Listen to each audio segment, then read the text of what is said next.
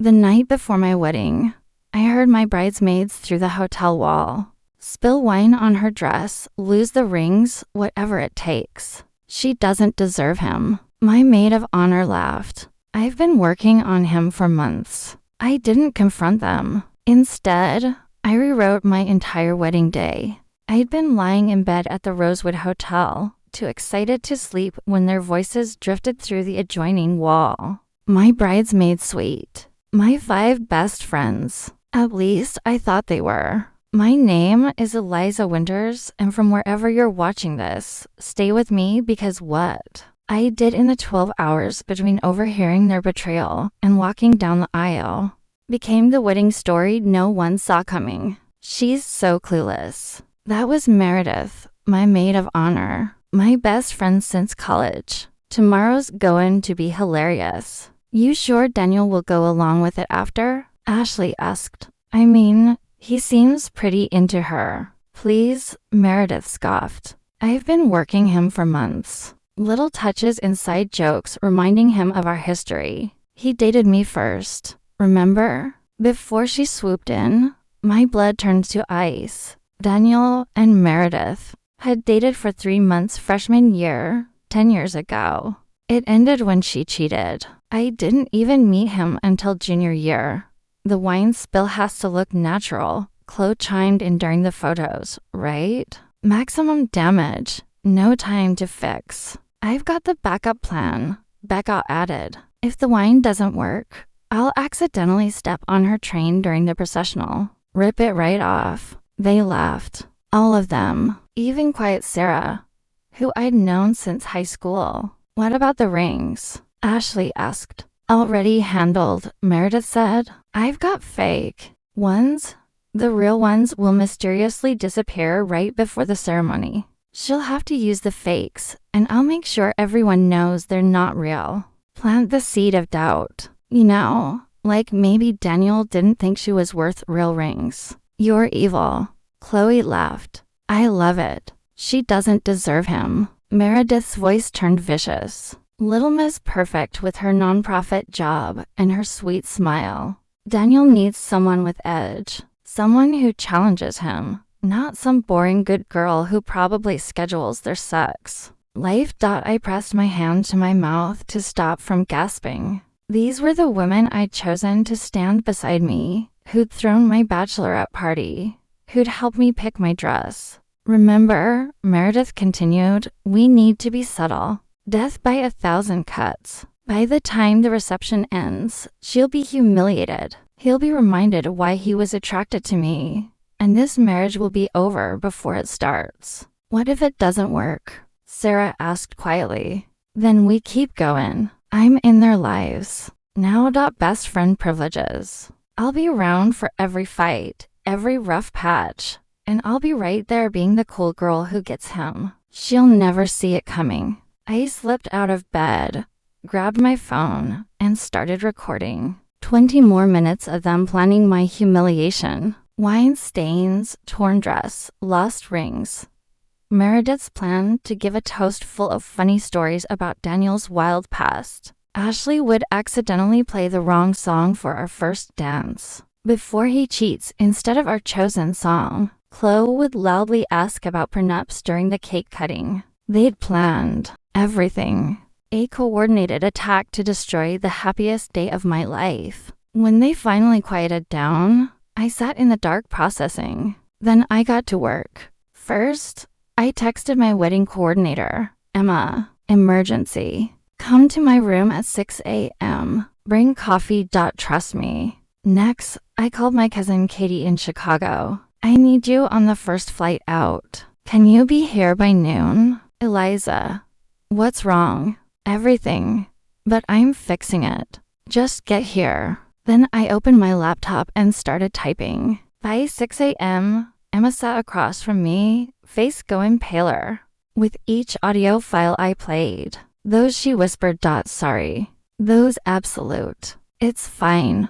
Here's what we're doing. I handed her my revised timeline. New bridesmaids, new plans, same wedding. They just won't know until it's too late. Emma studied the paper, then smiled slowly. You're brilliant. Evil, but brilliant. They wanted to destroy my wedding. Instead, they're going to be the entertainment. We worked fast. Katie arrived at 11 a.m. with reinforcements. My 3 cousins and Daniel's sister Joanna had always wanted to be included, but I'd kept the party small.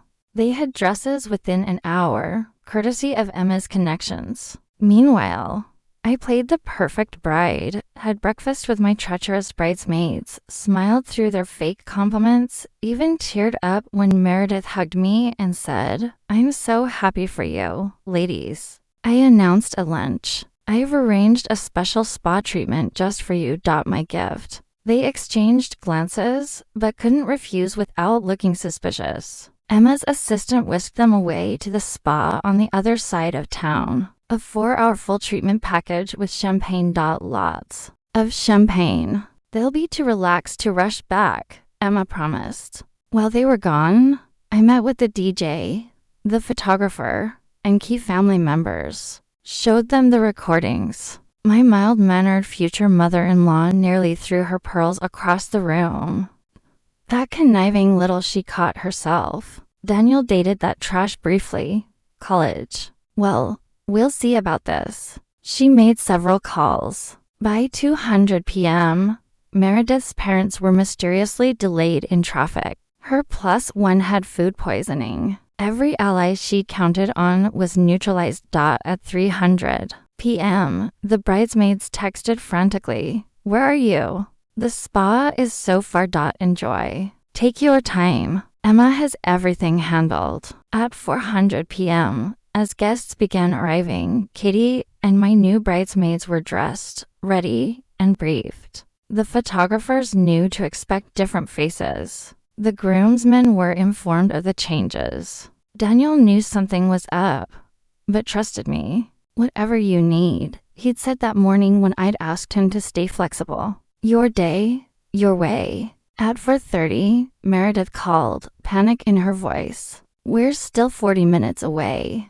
The ceremony starts at 5. "Oh no," I gasped. "Well, hurry, but drive safe." At 4:45, I put on my dress. My real bridesmaids surrounded me. Katie adjusting my veil. Joanna holding my bouquet. In the mirror, I looked radiant. No wine stains, no torn train, no fake rings. At 4:55, Emma knocked. They just screeched into the parking lot, running through the lobby in spa robes.